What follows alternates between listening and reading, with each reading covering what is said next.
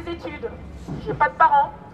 J'ai dû me débrouiller pour payer les études, pour payer l'appartement que je louais, pour payer mon Minerval, pour payer mes vêtements, pour payer à manger. Et je me suis retrouvée dans un endroit où je n'aurais pas dû me retrouver. Et donc la deuxième chanson que je vais vous interpréter aujourd'hui, ça s'appelle Rien à cacher. Vous allez comprendre pourquoi. Je rentre dans la maison du Fils, moi qui priais dans celle du Christ. 2006, année de mes obsèques, la frontière entre nous, à la taille d'une vitrine. Je suis aussi putain que je suis artiste. La première fois, je tremblais comme si j'avais le Parkinson. C'était un ouvrier qui me faisait mal avec ses ongles. Il s'est retenu jusqu'à la dernière seconde pour jouir.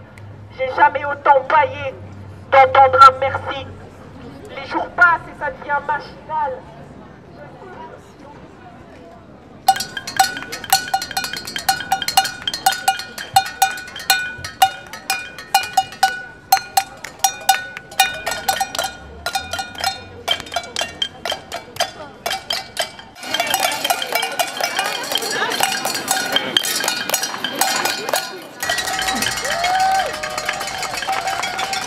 D'abord, les femmes sont discriminées à l'embauche. Il y a une faiblesse des revenus due au type de travail dans lesquels elles sont insérées, donc des secteurs qui sont peu rémunérés, par le fait qu'elles sont à des temps partiels pour une grande partie, des contrats à durée déterminée, et il y a un écart salarial entre les hommes et les femmes qui est de 20% aujourd'hui en Belgique.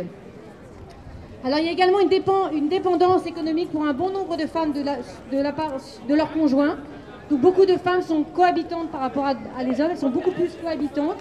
Et donc c'est vrai que tout le système de la sécurité sociale est fait en fonction d'une dépendance économique. Demain, ma mère travaille. Ignore comment la faire garder et j'ai un peu trop de travail que pour encore prendre congé pour la garder. Je l'emmènerai encore sans doute travailler avec moi, mais la patience de mes collègues va s'effriter. Dois-je démissionner? Congé parental. Il faut savoir que je suis seule à assumer l'entièreté des frais de mon ménage, c'est-à-dire moi et mes 2 enfants en bas âge. J'ai déjà un 4/5e congé parental, je devrais prendre un mi-temps et je gagnerai alors la même chose qu'un chômeur de longue durée.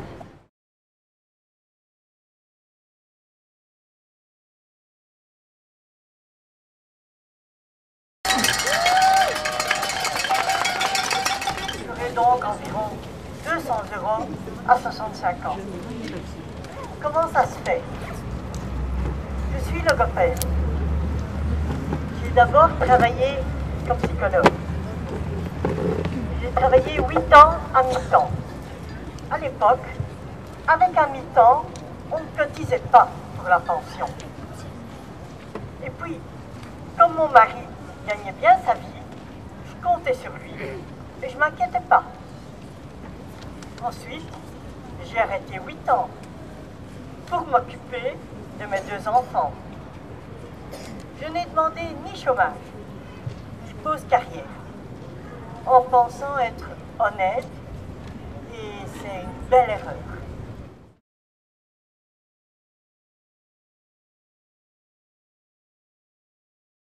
C'est pour dire que beaucoup de femmes vont se retrouver sans un bal, du jour au lendemain avec les mesures d'austérité, et que ces femmes sont en général des femmes mères au foyer, et qui se retrouvent complètement démunies par le nouveau plan de rigueur. Voilà.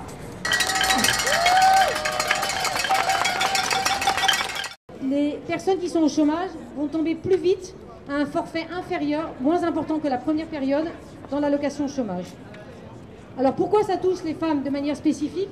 Eh bien parce que les femmes, comme je l'ai dit tout à l'heure, sont surreprésentées dans le chômage à longue durée. Donc ça veut dire que les femmes vont plus vite tomber dans la précarité.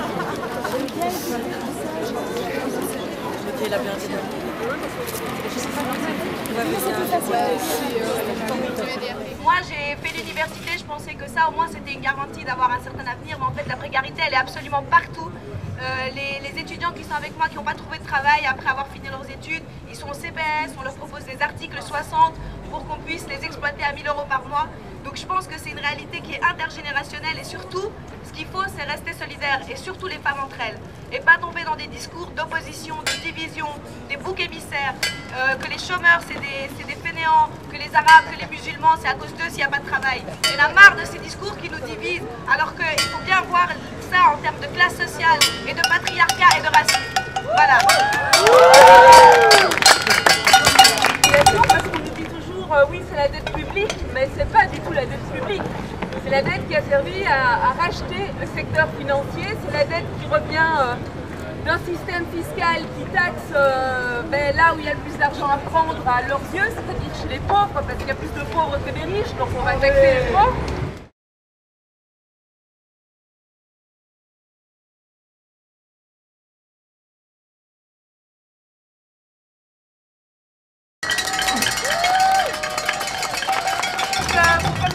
La parole, mais ces femmes grecques, elles veulent un audit, elles ouvrent les comptes publics des hôpitaux, elles ouvrent les comptes publics des écoles, elles ouvrent les comptes publics des services sociaux, c'est-à-dire toutes les structures que le gouvernement grec pille, parce qu'on ne peut pas parler d'autre chose. Il y a un mouvement en Grèce qui s'appelle « Nous ne payerons pas », c'est-à-dire que là, elles refusent de payer tout ce qui a trait au transport public, voilà, mais qui ont triplé. Pourquoi est-ce que ces transports ont triplé? Parce qu'il faut payer la dette.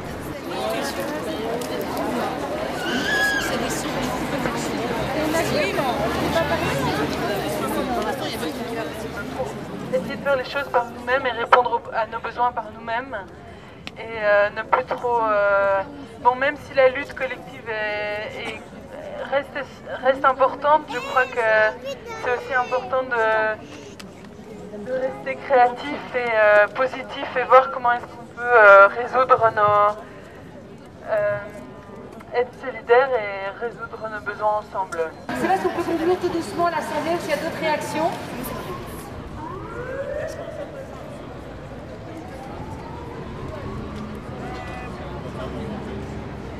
Je suis Vie Féminine.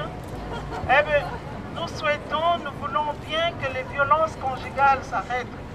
Parce qu'avec l'austérité, nous pensons aussi que c'est une grande forme de violence.